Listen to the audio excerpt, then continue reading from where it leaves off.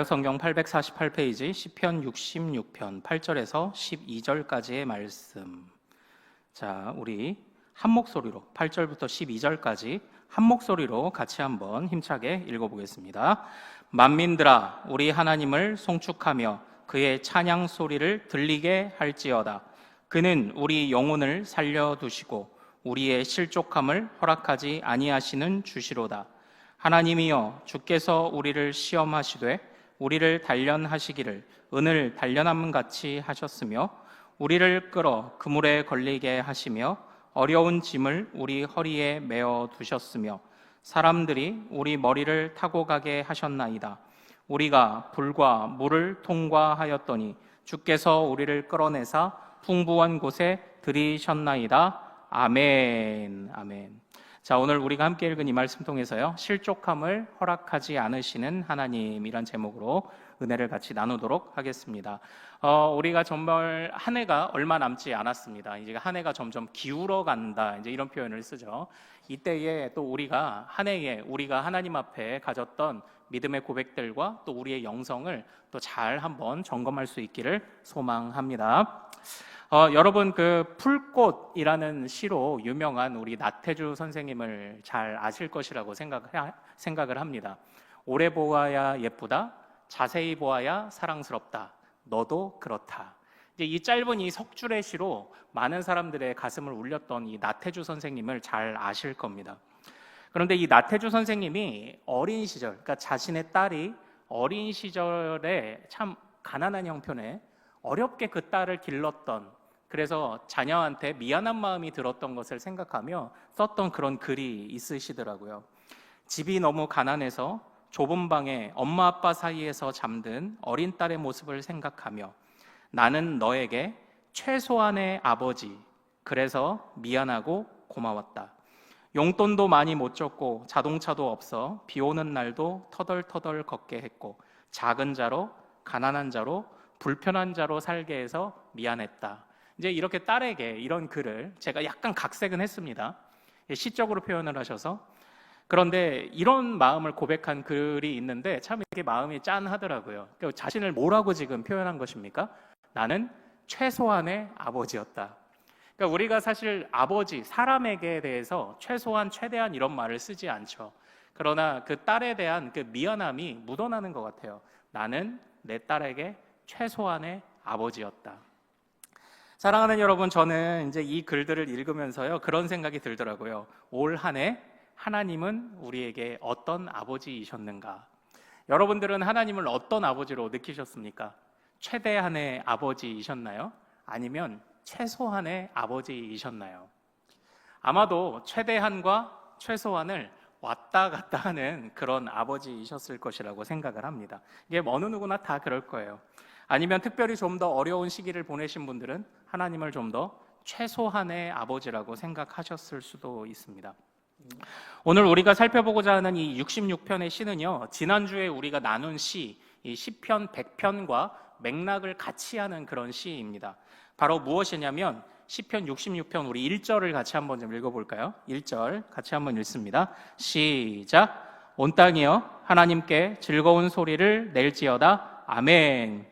자, 우리 지난주에 우리 시편 100편과 어떤 부분이 공통되는 부분인지 혹시 기억이 나십니까? 바로 온 땅이여 라고 외치는 부분이 바로 공통적인 그런 부분입니다. 시편은 150기의 시편 중에 딱 4개만이, 그러니까 온 땅이여 여호와를 찬양하라라는 명령이 굉장히 많이 나올 것 같지만 시편 안에 딱 4개만 등장합니다. 66편과 그리고 96편, 98편, 100편 딱 4개만 등장하는 굉장히 드물고 희귀한 시입니다. 사실 제가 이제 이 시들을 우리 이제 수요일이 한 4번 남았으니까 우리 시들을 하나씩 살펴보면 올해가 다 가겠다라고 생각한 이유가 있었어요. 그게 뭐냐면 제가 이제 우리가 보통 우리 성도님들께서 성경 일독을 하시듯이 제가 가끔 찬송가 완창을 해요. 이제 앉은 자리에서 처음부터 끝까지 다 부르는 건 아닌데 이 찬송가를 모르는 찬송가도 있고 하지만 유튜브 찾아가면서 하나하나 1장부터 끝장까지 불러보는 거예요. 이게 한번 해보십시오. 굉장히 은혜가 됩니다. 그런데 제가 이제 얼마 전에 찬송가 1장부터 다시 이게 완창을 이제 시작을 한 겁니다. 그런데 이 찬송가 일독을 하듯이 성경 일독을 하듯 찬송가 이 완창을 시도를 하는데, 이 시편 1편에 보면은 오직 복 있는 사람은 여호와의 율법을 즐거워하여 율법을 주야로 묵상하는도다라는 이 말씀이 마치 시편 1편이 시편 전체에 하나님의 말씀을 기뻐하고 즐거워하라는 시편 전체의 서론 역할을 하는 것처럼, 찬송가를 1장부터 이렇게 순서대로 부르다 보면 그 1장부터 이어지는 몇 개의 찬송가가 마치 찬송가 전체 또는 찬양을 하는 우리 마음에 어떤 서론과 같은 마음가짐을 주는 그런 느낌을 받는 적이 그게 있었습니다. 찬송가 1장은 만복의 근원 하나님, 찬송가 2장은 찬양 성부 성자 성령, 찬송가 3장 4장 성부 성자 성령을 찬양하다가 5장에서는 이 천지간 만물들아 복 주시는 주 여호와. 이 찬송가 초반에 하나님은 만군의 주님이십니다, 만복의 근원이십니다, 복 주시는 하나님이시다라는 찬양이 집중적으로 몰려있는 것을 보면서, 야, 이게 찬양을 하는 사람의 기본적인 마음 자세이겠구나라는 이런 생각을 한 거예요. 그런데 그 찬양들의 모티브를 제공하고 그 찬양들의 연관성이 되어 있는 시편들이 뭐냐? 그게 바로 온 땅이여를 선포하는 시편들이라는 겁니다. 그래서 제가 찬송가 완창을 하면서 온 땅이여를 선포하는 시편을 이제 같이 묵상을 하고 있는 거예요. 그 찬송들 속에서 온 땅이여 여호와를 찬양하라. 그런데 사랑하는 여러분, 잘 한번 생각해 보십시오. 지금 이 시인이 온 땅이여 여호와를 찬양하라 라고 할 만큼 감격적인 고백을 하고 있다면, 지금 이 시인에게 하나님은 최소한의 하나님이신가요? 최대한의 하나님이신가요? 최대한의 하나님일 겁니다. 그러나 오늘 우리가 읽은 이 시편은요, 사실은 조금 고개를 갸우뚱하게 만드는 그런 구절이 등장합니다. 바로 66편 11절이에요. 11절을 같이 한번 읽어보도록 하겠습니다. 자, 시작. 우리를 끌어 그물에 걸리게 하시며 어려운 짐을 우리 허리에 메어 두셨으며. 이 11절과 12절에서 등장하는 바가 뭡니까? 최대한의 하나님이라고 하기에는 어떻게 해요? 우리를 끌어 그물에 걸리게 하셨다. 어려운 짐을 우리 허리에 메어 두셨다. 사람들이 우리 머리를 타고 가며 우리로 하여금 눌리고 억압당하게 하셨다. 이렇게 고백을 하고 있는 거예요. 자, 1절에서는 온 땅이여 라고 말하며 최대한의 하나님을 고백하고 있는 것 같습니다. 그러나 중간에 등장하는 이 말씀의 11절과 12절 초반 부분을 보면 최대한의 하나님이 아닌 것 같아요. 최소한의 하나님인 것 같아요. 그런데 어떻게 해서 이 시인은, 이 작자 미상의 이 시인은 최소한의 하나님으로 여겨지는 상황 속에 최대한의 하나님을 고백할 수 있게 되었던 것일까요? 우리가 그것을 오늘 살펴보는 것이 이제 오늘 이 설교의 주요한 흐름입니다. 그러니까 사실은 우리가 하나님을 최소한의 하나님으로 여긴다는 것을 우리가 이렇게도 표현해 볼 수 있을 것 같습니다. 우리는 실족했다라고 표현할 수 있을 것 같아요. 그러니까 누가 봐도 실족할 것 같은 상황을 겪었는데 그 인생의 마지막에 또는 한 해를 돌아보며 아니면 그 어려운 일들이 지난 시점에 이 시인이 고백하는 그 고백은 하나님 정말 저한텐 최소한의 아버지였습니다가 아니라, 하나님, 내가 이 일들을 겪었지만 주님은 저한테 항상 최선이요 최대한이셨습니다를 고백하는 거예요. 이 시의 변화를 이제 보는 것, 바로 이 고백의 변화를 보는 것이 오늘 우리가 배워야 할 교훈이라는 것입니다. 사실 이 시인은요, 어려운 일을 겪는 중에도요, 모르는 바가 아니었던 것이 있어요. 그게 뭐냐? 바로 하나님이 이전에 베푸셨던, 우리 조상들과 역사 가운데 베푸셨던 일을 모르지 않았습니다. 자, 우리 5절을 같이 한번 좀 읽어볼까요? 5절을 같이 읽습니다. 자, 우리 같이 한번 5절 읽습니다. 시작. 와서 하나님께서 행하신 것을 보라. 사람의 아들들에게 행하심이 어미하시도다. 아멘, 아멘. 지금 이 시인이 고백하는 이 5절 한번 잘 보십시오. 여기서 우리는 신약 성경에 사마리아 여인이 했던 것과 같은 비슷한 표현 하나를 보게 됩니다. 그게 뭔가요? 와서 보라예요. Come and see. 와서 보라.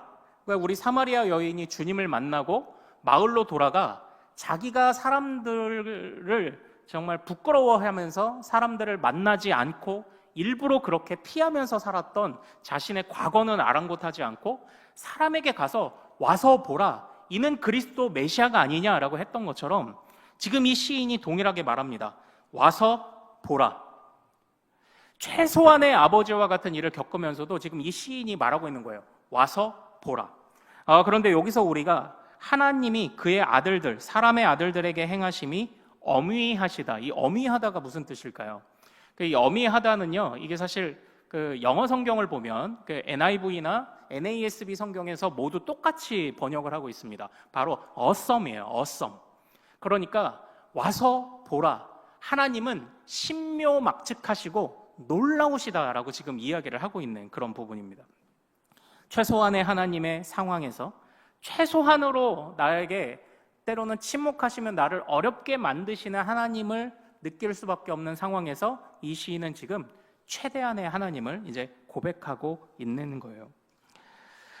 저는 어떻게 이런 고백들을 할 수 있을까? 제가 이게 서두에 말씀드린 우리 나태주 시인이 이제 우리 딸에게 그렇게 미안한 마음을 전했다고 이제 잠깐 소개를 했지 않습니까? 작은 자로, 가난한 자로, 불편한 자로 살게 해서 미안하다. 그랬더니 그것에 관해서 그 따님이, 지금은 이제 서울대 국문과 교수시더라고요. 그 따님이 거기에 답을 한 내용이 또 책에 기록된 것이 있었습니다. 그 딸이 이렇게 적은 거예요. 가난이 반갑지도 않았지만 원망스럽지도 않았어요. 그것은 우리의 것이었으니까요. 형편은 어려웠지만 항상 하굣길에 기다리시던 아버지를 생각하며 아버지가 나 대신 가난을 다 막아줬으니까요. 이런 글을 이제 썼던 거예요. 참 이 글을 보면서 이게 참 마음이 참 이렇게 좀 따뜻해지더라고요. 그러니까 누가 봐도 객관적으로 우리 아버지는 가난했고 불편하게 만드는, 차 하나도 없어서 비 오는 날 차를 태워줄 수도 없는 그런 아버지였지만, 그러나 이 딸이 고백하는 바가 무엇이었습니까? 그래도 아버지와 함께 우리라는 시간들을 만들어갈 수 있어서 그래서 나는 참 고마웠다, 좋았다, 이제 이렇게 하더라고요. 이제 그 책과 여러 가지 자료들을 보니까 이분들이 교회에서 이렇게 가족 특송하는 사진들이 있더라고요. 그러니까 아마 이제 신앙생활을 참 잘 하신 그런 분이셨던 것 같습니다. 아버지가 또 딸에게 미안함을 이렇게 이야기를 합니다. 대학생이 되면 꼭 딸과 함께 스위스 여행을 가겠다고 했던 약속이 무너졌던 날. 이제는 내가 너무 나이 든 사람이 되어 그런 꿈도 고요히 접어야 하지 않을까 싶구나. 이렇게 또 미안함을 얘기한 거예요. 그러니까 딸한테 약속한 것도 못 지키는 또 그런 아버지였다는 거죠. 그랬더니 또 딸이, 그 딸 교수님이 또 이렇게 답을 적었습니다. 1979년 6월 26일 내 생일날 아버지와 내가 만나 지금껏 하고 있는 게 바로 여행이야. 이제 이렇게 답을 적은 거예요. 참 마음 따뜻한 그런 부부 부녀의 그런 대화 아닙니까? 저는 여기에서 한 가지 좀 캐치하는 그런 마음이 좀 있더라고요. 좀 떠오르는 그런 생각들이 있더라고요. 우리가 하나님과 함께 더불어 신앙생활을 한다고 말하는 상황 속에서도 분명히 하나님을 최소한의 아버지, 많은 것을 해주지 못하는 아버지로 느끼는 때가 분명히 있습니다. 그러나 하물며 우리 사람도 그 아버지와 부녀 사이에 수많은 어려움, 그리고 아버지를 작게 여기게 만들고 아버지 스스로도 미안하게 만드는 일들이 많지만 그 모든 것을 극복해내는 우리가 있었다는 거예요. 그 모든 것을 이겨내는 우리가 있었다는 거예요. 오늘 이 우리 시편, 이 66편을 고백하는 시인도 결국은 최소한의 어려움을 겪는 상황 속에서도 하나님의 신묘막측하심을 고백했던 이유는 바로 하나님과 동행했기 때문에 그런 고백이 가능했던 것은 아닐까요?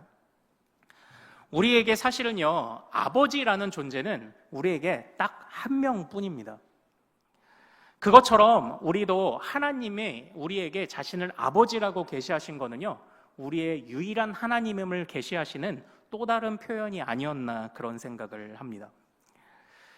그런데 우리가 겪는 그 아버지는 사실 자녀들에게 많은 것을 해주지 못할 때도 있고, 하물며 하나님 아버지라고 할지라도 때로는 우리에게 부족함을 느끼게 만드는 것처럼 보이는 순간들도 분명 있습니다. 그러나 우리가 이 아버지가 어쨌건 나의 유일한 아버지라는 것을 생각하면 우리의 생각들이 조금씩 달라질 수 있을 것이라고 생각을 합니다. 저는 지난주에 이제 우리 몇몇 성도님들과 함께 우리 같이 스크루테이프의 편지라는 책을 보면서 사단과 악마가 우리를 어떻게 유혹하는가에 관해서 4번의 시간을 살펴보고 지난주에 성경 강좌를 마무리를 했습니다. 근데 그 성경 강좌를 마무리를 하면서 제가 마지막 이제 우리가 한 편지를 6, 7개 정도 이제 살펴봤거든요. 그런데 그 한 3분의 1 정도의 책을 우리가 살펴본 거지만 마무리를 하면서 그런 생각을 갖게 되더라고요. 거기에 조카 악마를 삼촌 악마가 어떻게 해서든지 도와주려고 합니다. 제가 거기서 느껴지는 바가 있어요. 삼촌도 조카를 그렇게 도와주려고 하는데 하물며 아버지가 자녀를 어떻게 다루시겠는가? 이제 그 마음이 이제 딱 드니까 그 안에서 우리 하나님이 때로는 우리가 최소한으로 여겨지는 것 같고 침묵하시는 것처럼 여겨지는 것 같을 때에도 내가 자녀이고 그분은 나의 아버지이시고 우리가 마치 다른 아버지가 있는 것처럼 한눈만 팔지 않는다면 분명히 나의 유일한 아버지 되신 하나님과 우리 사이에 어려움과 불과 물을 지나는 동안에 우리 사이에 견디게 하는 하나님과의 교제, 우리됨, 하나됨의 은혜가 분명히 있을 것이라는 그런 확신을 그 책을 보면서 또 이렇게 갖게 되더라라는 거죠. 이제 문제는 참 우리가 다른 아버지가 있는 것처럼 기웃거리지만 않는다면 이게 이제 문제인 거예요. 다른 아버지가 있는 것처럼 기웃거리지만 않는다면. 그러니까 때로는 모르겠습니다. 다른 아버지랑 비교해 볼 때도 있고 철수네 아빠는 이런데 우리 아빠는 왜 이러냐 하게 될지는 모르지만 오롯이 나에게는 아버지가 한 분뿐이야 라는 마음을 가지고 그 아버지에 집중해 본다면 분명히 느껴지는 바가 있을 것이라고 생각을 해요. 우리 이제 이 딸 교수님이 그런 이야기를 합니다. 초등학교 고학년쯤 올라갔을 때 아버지가 선물로 주신 것도 책이었다는 거예요. 그러니까 이 나태주 시인이 초등학교 선생님 출신이시거든요. 그리고 가난한데도 책을 외상값으로 가져와서 그 박봉의 월급이 나오면 외상값을 갚고 그 외상값을 갚은 즉시 또 외상을 지고 책을 사오는 그런 아버지였다라는 거예요. 그런데 이 딸이 가지고 싶은 것도 많을 텐데 이 딸이 고학년쯤 되었을 때 선물해 준 게 또 뭐였을까요? 아버지가 선물해 준 게 또 책을 선물해 주신 거예요. 그런데 보통 재밌는 책 같은 거 요술공주 민키 아니면 소공녀 세라 이런 거 선물해 주면 좋겠지만 무슨 책을 사줬는지 아세요? 사전을 사주신 거예요. 사전이라는 것은 재밌는 책이 아닙니다. 그러나 근데 이 딸이 나중에 느끼는 거예요. 그때 아버지가 나에게 사주신 건 사전이 아니라 아름다운 말의 중요성을 선물하셨다. 이렇게 고백을 하는 거죠. 그러니까 우리가 조금만 우리 아버지, 유일한 우리 아버지에게 집중하다 보면요, 그 안에 아버지의 진심이 보일 때가 있어요. 드러나는 것과는 다른 그 진심이 보이는 때가 있어요. 어느 인간관계든지 마찬가지일 것입니다. 그런데 우리는 작은 것 하나에 토라지죠. 사실은 좋은 것들이 왜 없겠어요? 좋은 것이 이만큼이고 작게 눈에 거슬리는 게 하나 있어도 우리는 거기에 집중하는 것이 참 우리의 마음 아닙니까? 그러나 다른 아버지가 있는 것처럼 우리가 한눈만 팔지 않고 유일하신 우리 아버지에게 집중한다면 때로는 우리가 물과 불 사이를 지나는 일이 있을지라도 어려운 일이 있을지라도 그 안에서 우리를 향한 아버지의 선하신 계획과 주님의 진심을 발견할 수 있을 줄로 믿습니다. 그래서 그 안에서 우리가 형성되는 거예요. 하나님과 내가 우리가 되는 거예요. 우리가 하나가 되는 겁니다. 그리고 그런 시간들, 그 우리와 하나됨을 통해서 그 인내의 시간들을 조금만 지나면 이제 이 시인이 하듯 놀라운 고백을 하게 되는 것입니다. 바로 하나님께서 우리에게 가장 아름다운 것을 주셨구나. 그래서 이 시인이 어떻게 깨닫냐면요, 자, 우리 9절과 10절을 같이 한번 읽어보도록 하겠습니다. 자, 같이 읽습니다. 자, 시작. 우리 영혼을 살려두시고 우리의 실족함을 허락하지 아니하시는 주시로다. 하나님이여, 주께서 우리를 시험하시되 우리를 단련하시기를 은을 단련함같이 하셨으며 아멘. 여기에서 이 어려운 일들을 다 겪으면서도 이 시인이 뭐라고 고백합니까? 주님은 우리를 실족하게 하시는 하나님이 아니야. 아버지인데 세상에 그 자식이 실족하기를 바라는 아버지가 어디 있냐라는 거예요. 우리의 아버지는 우리를 실족하게 하시는 하나님이 아니시다. 그는 지금 우리를 넘어지라고 하는 것이 아니라 단련시키고 계셔. 이 아버지의 진심을 깨닫게 된 것 아닙니까? 그러고 나니까 어려운 일을 겪으면서도 지금 이 시는 어떤 시인가요? 감사의 시가 되는 거예요. 어려운 일을 겪으면서도 그 아버지의 진심을 느낀 자가 고백할 수 있는 감사의 시가 이렇게 흘러나오고 있는 것입니다. 사랑하는 여러분, 올 한 해 우리가 하나님을 최대한의 아버지가 아니라 최소한의 아버지로 느끼는 순간도 분명 있었을 것입니다. 여러 가지 이유가 있었을 것이에요. 때로는 우리가 원치 않는 어려움이 남들로 인해 찾아오는 일들도 있을 것이고, 또한 우리가 만들어낸 미련함도 분명히 있었을 것입니다. 그러니까 예를 들면 이거예요. 우리가 하나님을 이 세상에, 하나님이 우리에게 일용할 양식과 먹을 것과 입을 것은 분명히 채우시는 하나님이신 줄로 믿지만, 그러나 우리가 이 세상 사람들이 말하듯 어려운 일이 생기지 않게 해주는 것, 또는 액땜해주는 것, 아니면 승승장구하게만 해주는 그런 우상과 같이 하나님을 기대했다면 우리 안에 반드시 실망과 실족이 찾아왔을 거예요. 남들이 주는 고난은 사실 어쩔 수 없습니다. 그건 어떻게 할 수 없어요.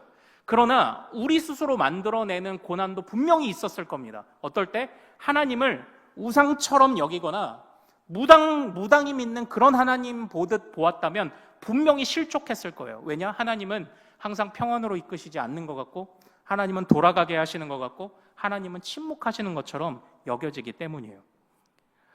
그러니까 우리 아버지를 남의 아버지의 기준으로 보다 보면 사실 우리 아버지는 최소한의 아버지일 수밖에 없어요.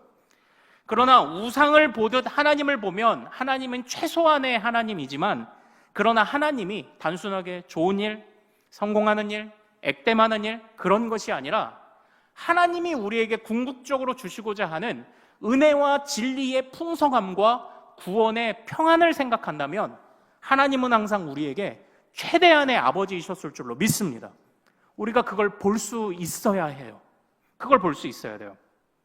하나님은 하나님을 나의 유일한 아버지로 집중하여 바라볼 때 항상 최대한의 아버지가 된다는 것을 우리가 잊지 않기를 소망합니다. 주님을 다른 기준으로 보지 말고요, 주님을 나의 유일한 아버지로 한번 곰곰이 살피며 묵상하며 동행하시기를 소망합니다. 사실 안 믿는 사람들을 보잖아요. 안 믿는 사람들, 무당한테 찾아가는 사람들을 보면요, 저는 그들의 열심에 놀랄 때가 있어요. 무당한테 딱 찾아가면은 그런 이제 이야기들을 하죠. 허허, 올해 큰일이 생기겠구만. 정성이 부족해서. 그러면 사람들 어떻게 할까요? 그때부터 정성을 쏟아요. 진짜 열심히 믿는 거예요. 정성이 부족해 그러면요, 정성을 쏟아요. 그 정성을 쏟는 겁니다. 그런데 우리는 참 우리의 고난의 문제는 쉽지 않습니다. 결코 가볍게 말씀드리는 것도 아니지만 그래도 우리가 말할 수 있는 바를 한번 말해보자고요. 그들은 정성이 부족해서라고 그러면 정성을 쏟아요. 그 무당과 신을 버리지 않아요. 그런데 우리는 하나님이 조금 최소한의 아버지로 느껴지면 하나님을 버려요. 우리의 믿음이 그들의 그런 정성을 쏟는 그냥 그들의 막연한 그런 신앙보다 못해서야 되겠습니까? 오늘 우리가 읽은 이 시편에서요, 우리가 11절을 좀 다시 같이 한번 읽어보도록 하겠습니다. 자, 같이 한번 읽어보겠습니다. 11절 시작. 우리를 끌어 그물에 걸리게 하시며 어려운 짐을 우리 허리에 메어 두셨으며. 아멘. 이렇게 돼 있죠. 자, 이 시편에서 우리가 살펴보는 중요한 흐름 중에 하나가 뭐냐면요, 처음에 하나님을 온 땅의 하나님으로 선포하고 있는데 점점 시가 내려갈수록 하나님을 우리 하나님으로 표현하고 있다는 그 표현의 변화가 이 시에서 우리가 좀 캐치해서 주의 깊게 봐야 할 그런 부분입니다. 지난주 참고로 우리가요, 시편 100편에서 무엇을 봤죠? 주님과의 거리감을 살펴봤죠. 주님과의 거리감. 당신은 점점점 주님께 가까이 가고 있습니까? 우리가 이걸 살펴봤잖아요. 근데 오늘 우리가 이 살펴볼 것은 무엇이냐면 우리가 하나님이 온 땅의 하나님임을 인정하는 건 생각보다 쉬워요. 하나님 창조주인 거 부인하시는 분 계십니까? 하나님이 이 세상을 섭리로 다스리신다는 거 부인하시는 분 계십니까? 아니요, 없어요. 하나님은 창조주여 섭리하시는 하나님이라고 여기는 건 생각보다 쉬워요. 그러나 그 하나님이 나의 하나님이요 우리의 하나님이라고 여기는 데는 장애물이 굉장히 많아요. 그러니까 하나님이 온 땅의 하나님임을 고백하는 것은 쉬운데 내가 그 온 땅 안에 속해 있다는 것을 고백하는 건 생각보다 어려운 순간들이 많다라는 거예요. 그러나 지금 이 시인은 바로 그 하나님께, 하나님이 최소한으로 여겨지는 그 순간에도 그 하나님께 집중합니다. 그 하나님만이 주시는, 다른 기준들 말고 그 하나님만이 명하시는 방법으로 하나님을 누리고자 합니다. 그랬더니 최소한의 상황 속에서 나를 단련시키는 최대한의 하나님을 발견하게 되는 거예요. 온 땅의 하나님일 뿐만 아니라 그 안에서 나의 하나님, 우리의 하나님임을 이제 비로소 고백하게 되는 것입니다. 그러므로 우리는 어떻게 해야 할까요? 올 한 해 돌아보면서 이 하나님이 여러분에게는 최대한의 하나님이셨나요? 아니면 최소한의 하나님이셨나요? 최소한의 하나님으로 느껴지는 그런 순간이 있을지라도 우리가 이 남은 한 달간 우리가 주님과 동행하고 교제하고 그 하나님의 마음을 잘 이해하며 우리가 그 일들, 우리가 어려움을 느끼고 겪었던 순간을 통해 우리가 어떻게 단련됐는가에 한번 집중해 본다면 그래도 우리가 하나님의 은혜를 이 연말에 노래할 수 있을 줄로 믿습니다. 첫 술에 배부를 수는 없어요. 첫 술에 배부를 수는 없어요. 그러므로 우리가 계속 먹어야 되겠죠. 주님이 우리에게 주시는 그런 은혜들을 계속 먹는다면 언젠가 우리가 이 배부름을 가지고 주님을 항상 주님이 우리에게 최선이셨고 최대한이셨음을 고백하는 때가 분명히 있을 줄로 믿습니다. 요즘 우리 시대는요, 참 우리 자녀들이 살기도 어렵지만 부모가 사는 것도 참 어려운 시대 같아요. 왜냐하면 애초부터 언젠가부터 너 흙수저야, 은수저야, 금수저야 하면서 부모들한테 미안한 마음을 갖게 만들어요. 미안한 마음을 갖게 만드는 거예요. 그런데 참 우리는요, 우리의 부모 또는 내가 좋은 부모인지 아닌지를 판단하는 이 세상 기준을 보고 자꾸 세상의 법칙을 따라가다 보면 이거는 그냥 안 됩니다. 안 돼요. 우리의 처지도 그거 보다 보면요, 이게 안 돼요. 실망할 일들 뿐이에요. 그러나 저는 이 시간 우리 모두가 하나님 앞에서 같이 이런 마음으로 좀 고백하기를 원하는데요. 같이 한번 따라해 볼까요? 나는 영적인 금수저다. 네, 이거예요. 우리 아버지가 누구이심을 생각한다면 나는 세상에서 좀 흙수저일 수 있어요. 그런데 하나님을 집중해서 바라보면 와, 하나님은 나에게 최대한의 아버지이셨으며 하나님은 나에게 영적인 금수저를 물려주셨군요. 이걸 볼 수 있게 될 줄로 믿습니다. 왜 우리가 영적인 금수저입니까? 하나님의 계획은 창세 전부터 이루어졌다고 말합니다. 우리를 향한 하나님의 은혜를 특별한 은혜라고 말합니다. 우리는 태어나면서부터 영적 금수저를 물고 태어난 사람입니다. 그런데 그 아버지에 집중하지 않으니까 자꾸 우리에게 있는 그 금수저를 세상 것들하고 자꾸 바꾸는 거예요. 그러므로 사랑하는 여러분, 우리가 내년 한 해 우리에게 또 어떤 인생을 펼쳐질지 아무쪼록 우리 성도님들이 모든 일에 있어서 평안하길 바라는 마음이 있지만 그럼에도 불구하고 원치 않는 일들이 생길 수 있습니다. 그러나 우리에게 이 영적 금수저를 물려주신 주님을 또 의지하면서 우리가 인내하고 단단하게 살아갈 수 있기를 소망합니다. 우리가 자녀들에게 바라는 일들이 있죠. 여러분들은 자녀들이 어떻게 성장하고 자라가기를 바라시나요? 우리 자녀에게 어려운 일이 하나도 생기지 않고 그런 생각을 사실 애초부터 하진 않아요. 모든 부모는 우리 자녀들이 살아가는 세상이 어려울 걸 알고 있습니다. 우리가 우리 자녀에게 바라는 게 뭐예요? 그걸 지혜롭게 강하게 헤쳐나가는 아이가 되는 거, 사실 그걸 바라고 있는 거 아니에요? 우리 자녀에게 아무런 일도 생기지 않을 걸 바라는 부모가 어디 있어요? 이 세상은 이미 우리가 인정하는 바 어려운 세상인데요. 우리 부모들이 진짜 바라는 것이 무엇일까요? 우리 자녀가 그냥 단단하게 이걸 잘 이기면서 살아나가는 것, 우리도 사실 그걸 바라고 있지 않습니까? 주님도 우리를 향해서 그런 마음을 가지고 계신 줄로 믿습니다. 그러므로 올 한 해 우리가 주님을 이 12월에 정말 최대한, 주님은 항상 나에게 최대한의 아버지이셨습니다. 주님은 나에게 영적인 금수저를 주셨습니다. 내년에도 주님, 내가 주님과 동행함으로 우리 주님과 내가 하나됨으로 내가 소망 중에 인내하고 단련의 시간들을 잘 견뎌내겠습니다 하는 그런 다짐들이 우리 모든 가족들 안에 있기를 소망합니다. 자, 우리 같이 한번 좀 오늘 말씀 붙잡고 기도하기를 원합니다. 자, 올 한 해 우리가 좀 돌아보면서요, 같이 기도하기를 원해요. 정말 올 한 해 우리는 하나님과 어떻게 동행하고 또 하나님은 우리에게 어떤 은혜들을 베푸시며 또 돌보셨습니까? 참으로 원수는 뼈에 새기고 은혜는 흐르는 물에 새긴다는 속담처럼 정말 생각해보면 하나님의 은혜가 많이 있었는데 지금 생각을 해보려니 기억나지 않는 것도 같고, 그러나 왜 이렇게 서럽고 눈물 흘렸던 것들은 왜 이렇게 기억이 잘 나는지요.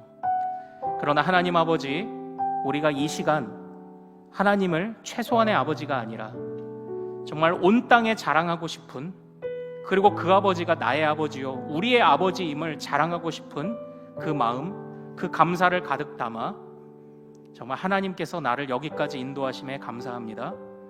내년에도 나를 단단하게 하실 줄 믿습니다. 나에게 영적 금수저를 물려주심에 감사합니다. 내가 다른 아버지가 있는 것처럼 살지 않게 하시고 내 아버지에게 집중하게 하옵소서.